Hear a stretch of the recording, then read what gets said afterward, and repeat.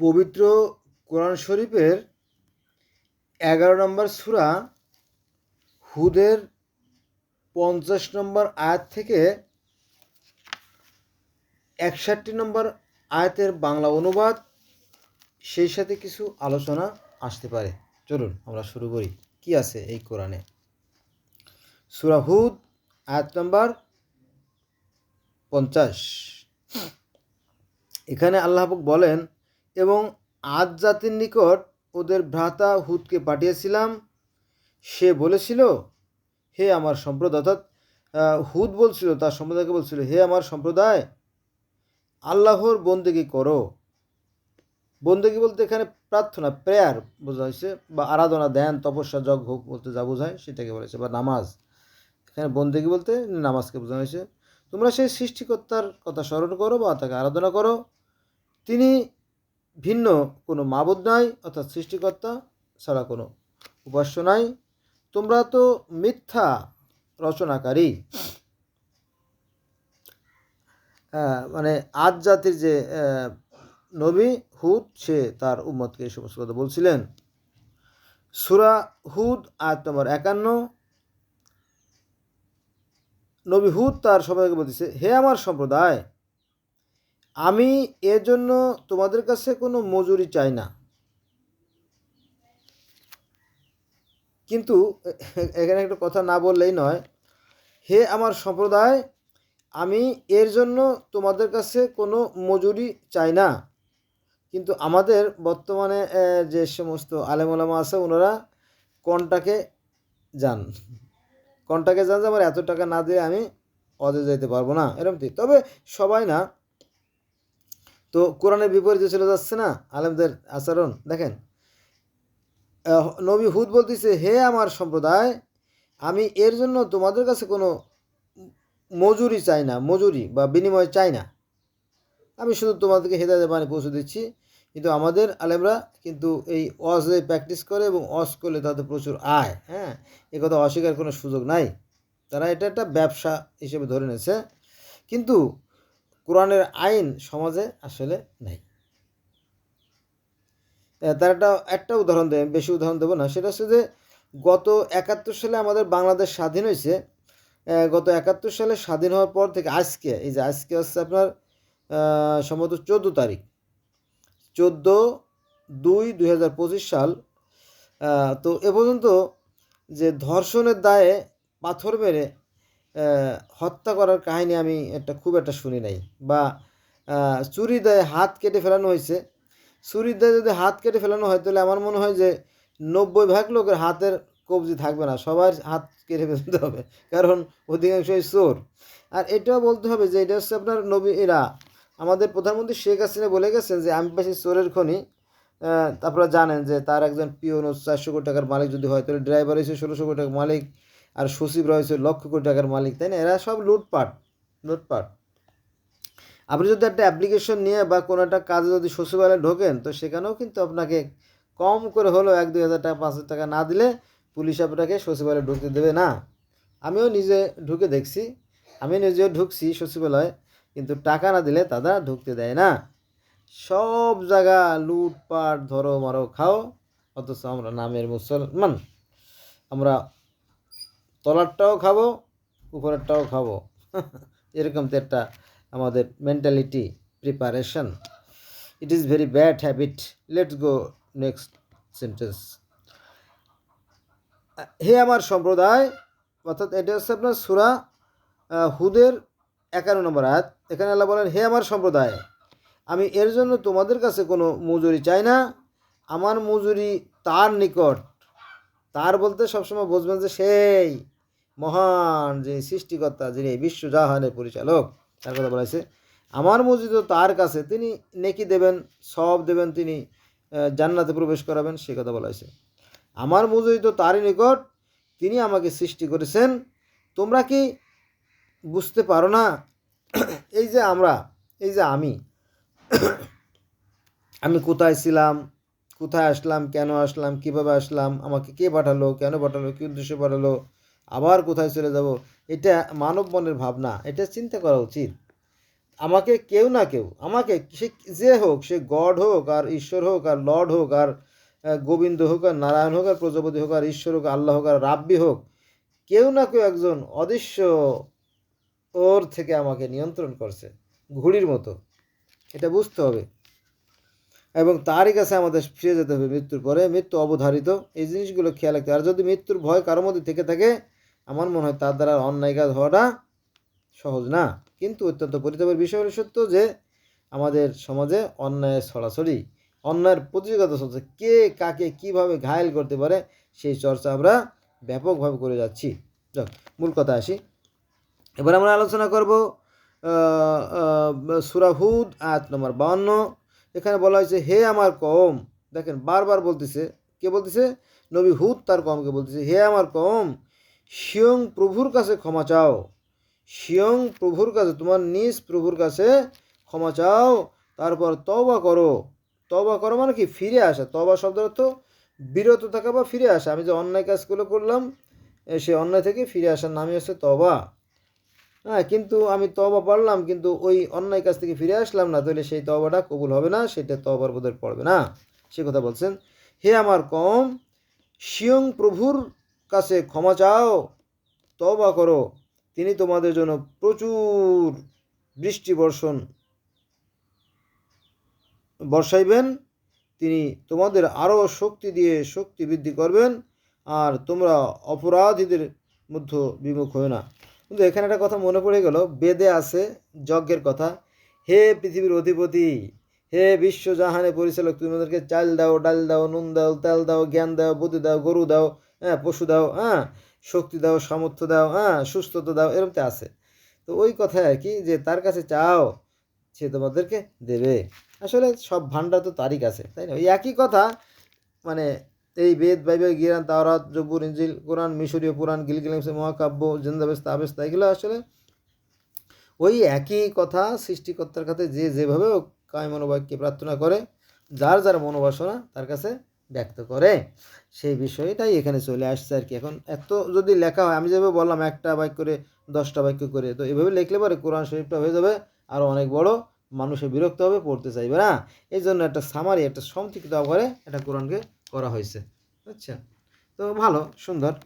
আমার মনে হয় এত কিছু লাগে না, শুধু সত্যের পথটা অবলম্বন করে এনাফ। আল্লাহ বলতেছে যে সৃষ্টিকর্তা বিশ্বাস করে এবং সৎ কাজ করে তাদের জন্য আছে জান্নাত। তার মানে কি? সৎ কাজ করলেই জান্নাত। প্রত্যেকটা কাজে আমরা সৎ থাকবো, এনাফ। আচ্ছা, এবার আমরা আলোচনা করব সূরা হুদ আয়াত নম্বর 50। এখানে আল্লাহ পাক বলেন যে ওরা বলল, অর্থাৎ ওরা বলতে এখানে হুদ আলাইহিস সালামের যারা উম্মত, নবী হুদের যারা উম্মত, তারা বলল, হে হুদ, তুমি কি আমাদের নিকট কোনো প্রমাণ আনোনি? তোমার কথায় আমরা আমাদের উপাস্যদের ছাড়ব না। আমাদের উপাস্য মানে কি? ওই যে দেবদেবী, এবং আমরা তোমাকে বিশ্বাস করি না। এখানে বন্ধুরা, দেবদেবী বলতে কিন্তু ঈশ্বর না। অনেকে আমরা সবাই জানি যে দেবদেবী বলতে ঈশ্বর বা ভগবান বা আল্লাহ বা সৃষ্টিকর্তা না। দেবদেবী মানে সৃষ্টিকর্তা না। ভগবান বা ঈশ্বর হচ্ছেন মহান বা হরি। হরি বলেন, ভগবান বলেন, নারায়ণ বলেন, গোবিন্দ বলেন, প্রজাপতি বলেন, এরা হচ্ছে সেই মহান সৃষ্টিকর্তা। তার পূজা অর্চনার প্রয়োজন নেই, কারণ তিনি অভাবমুক্ত। এবং তার পক্ষ থেকে যে সমস্ত মহামানবরা পৃথিবীতে আসছেন, তাদেরকে আমরা যেমন বলি নবী রাসূল, হিন্দুরা বা অন্যান্য ধর্মের যেমন মিশরীয় ধর্মের তাকে বলে কি? দেবতা বা অবতার। এই জিনিসটা বুঝতে হবে। এরা কিন্তু আলেমরা ন্যায় জেনে বলে যে তারা এই মূর্তিকে তারা ঈশ্বর মনে করে না, কথা সঠিক না। অন্য সময় এগুলো নিয়ে বিস্তারিত আলোচনা করবো। চলে আমরা কোরআন শরীফ নিয়ে আলোচনা করতেছি, কোরআন শরীফ আলোচনা করি। এখানে সূরা হুদ আয়াত নম্বর 53। ওরা বলল, হে হুদ, তুমি আমাদের নিকট কোনো প্রমাণ আনোনি, তোমার কথায় আমরা আমাদের উপাস্যকে ছাড়ব না এবং আমরা তোমাকে বিশ্বাস করি না। এবার আমি আলোচনা করব সূরা হুদ আয়াত নম্বর 54। এখানে বলেন, আমরা তো বলি, আমাদের উপাস্যদের মধ্যে কেউ আমাকে অশুভ দ্বারা আদিষ্ট করছে, সে বলল, আমি আল্লাহতে সাক্ষী করছি এবং তোমরাও সাক্ষী হও, আমি তোমাদের অংশীবাদী হতে নিলিপ্ত। সূরা হুদ আয়াত নম্বর 55। আল্লাহকে ছাড়া তোমরা আমার বিরুদ্ধে ষড়যন্ত্র করো এবং আমাকে অবকাশ দিও না। সূরা হুদ আয়াত নম্বর 56। আমি নির্ভর করি আমার ও তোমাদের রব আল্লাহর উপর। আমার রব আল্লাহ এবং তোমাদেরও রব আল্লাহ, সবার রবই আল্লাহ, আমি তারপর ভরসা করি। এমন কোনো জীবজন্তু নেই যে তার আয়ত্তাধীন নয়, এমন কোনো জীবজন্তু নয় যে তার আয়ত্তাধীন নয়।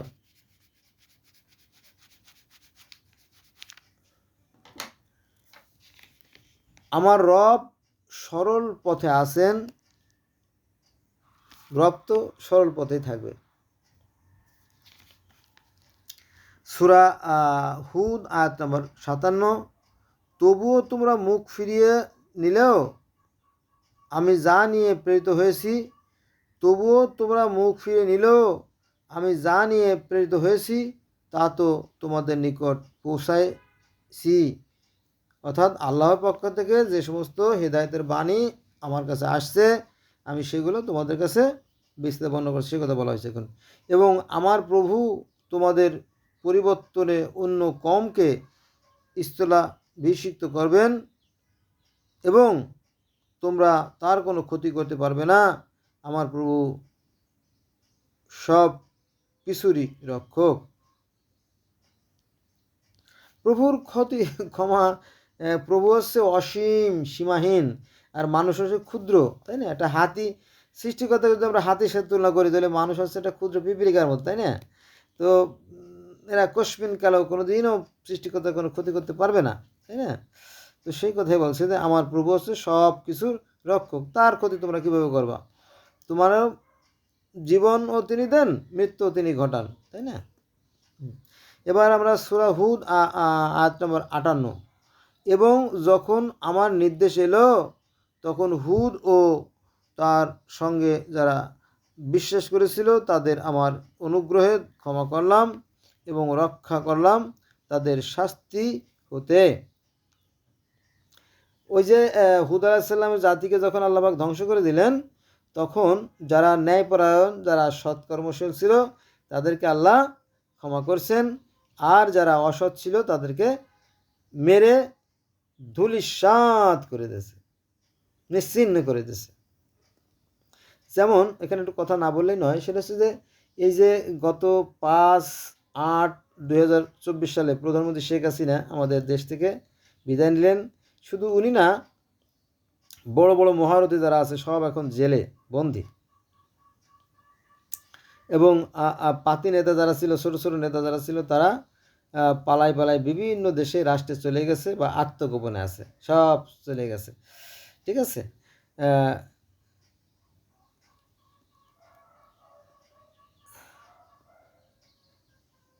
আবার গত 8/12/2024 সালে সিরিয়ার প্রেসিডেন্ট বাশার আল আসাদ উনি কী করছে, উনি ওনার ব্যক্তিগত বিমান নিয়ে পালিয়ে রাশিয়ায় চলে গেছে।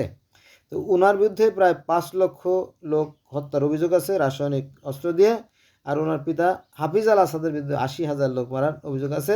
এটা হচ্ছে সরকারি হিসাব, কিন্তু বাস্তবে আরও বহু লোক ক্ষতিগ্রস্ত হয়েছে এবং ওই দেশটার 90% মানুষ দারিদ্র্য সীমার নিচে বসবাস করছে।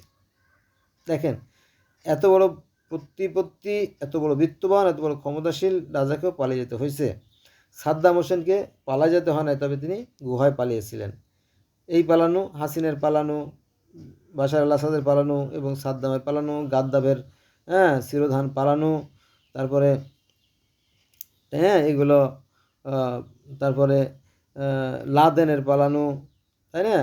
পিএলও নেতা অর্থাৎ ফিলিস্তিনের নেতা ইয়াসির আরাফাত, সেও বিস্ফোরক হত্যা হয়েছে, তাই না? আরবের মুষ্টিকে হত্যা করা হয়েছে, মুষ্টিকে হত্যা করা হয়েছে, সৌদি আরবের সাংবাদিক খাগোশিকে হত্যা করা হয়েছে, তাই না? এই হত্যার একটা জের আছে না, এটা গাছ লাগালে তার ফল হয় না, ফল অবশ্যই হয়। তো তো এর পরিণতি ভালো হবে না। আমরা সবাই শুধু আও মাও কাও খাও ধরো মারো খার মধ্যে আছি। তবে কিছু লোক আছে যারা সৎ, যেমন আমি একজন সৎ মানুষ। আমাকে ভিজেলেও 1 কেজি আর শুকালেও 1 কেজি, আমি খুব সাবধানে চলি। তারপরেও অনেক বিপদ আপদ ঘটে যায়, কারণ চারিদিকে তো শত্রু, চারিদিকে শত্রু দল করিতেছে কোলাহল, আতঙ্কে হৃদয় কাঁপে, সঙ্গে না কেউ। আমি একাই যুদ্ধ করি। যাক, তো এবার আমরা আলোচনা করব সূরা হুদের 59 নম্বর আয়াত। এখানে বলা হয়েছে এ এ আদ জাতি তাদের রবের নির্দেশন অস্বীকার করেছিল এবং তার রাসূলগণকে অমান্য করেছিল এবং সকলকেই উদ্ধত স্বৈরাচারী নির্দেশে চলত। এই আদ জাতির যে সম্প্রদায়, তারা খুব উগ্র ছিল, তারা খুব অত্যাচারী ছিল, জালেম ছিল। তারা কি করত? তারা খারাপ ছিল, মন্দ ছিল আর কি, সে কথা বলা হয়েছে। এবার আলোচনা করব এই ভিডিওর শেষ আয়াতটা। এটা হচ্ছে সূরা হুদের 60 নম্বর আয়াত। এখানে আল্লাহ বলেন, এ পৃথিবীতে ওদের অভিশাপগ্রস্ত করা হয়েছিল এবং শেষ বিচারের দিনেও করা হবে। অর্থাৎ যারা অন্যায় করবে তাদের শাস্তি ইহকালেও হবে, পরকালেও হবে। জেনে রাখো, আদ জাতি তাদের রবকে অস্বীকার করেছিল। জেনে রাখো, ধ্বংসই ছিল তাদের কওমাদের পরিণাম। আদ জাতিকে তাদের নবী হুদ বারবার সতর্ক করলেন, কিন্তু তারা সতর্ক হলো না। তারপরে আল্লাহর পক্ষ থেকে তাদেরকে কি ধ্বংস করে দেওয়া হলো। যুগে যুগে আমরা এইরকমই দেখে আসছি। এগুলো আসলে শিক্ষণীয়। এই কোরআন হচ্ছে সত্য ও মিথ্যার প্রভেদকারী। কোরআনে বলা আছে যে যারা অন্যায় কাজ করছে তাদেরকে আল্লাহ ধ্বংস করে দিয়েছেন, আর যারা ভালো কাজ করছে তাদেরকে আল্লাহ ইহল জগতেও কল্যাণ লাভ করছেন, পরকালেও তারা কল্যাণ লাভ করবে। এখন আপনি কোন পথে যাবেন এটা আপনার একান্ত বিষয়। আল্লাহ সবাইকে হেদায়েত করুক, আমিন।